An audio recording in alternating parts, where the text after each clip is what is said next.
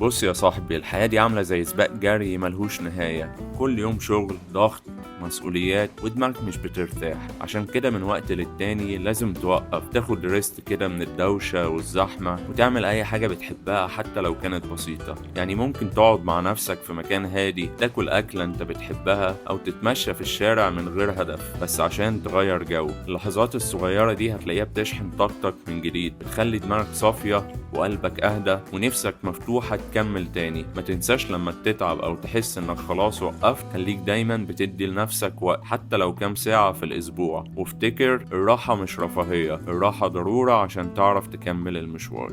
وأهم حاجة عايز أقولها لك، ما تحسش بالذنب إنك أخدت وقت لنفسك، لأنك لما بترتاح بتعرف تدي للناس اللي حواليك أحسن نسخة منك. الحياة مش كلها شغل وسعي، الحياة كمان ضحكة حلوة ولحظة هدوء وشوية راحة يخلوك ترجع أقوى من الأول. والراحة مش لازم تبقى سفر ولا مصاريف، ممكن تبقى قعدة حلوة، مشوار أو مكان أنت بتحب تروحه، أو حتى إنك تفصل موبايلك وتبعد عن السوشيال ميديا كام ساعة.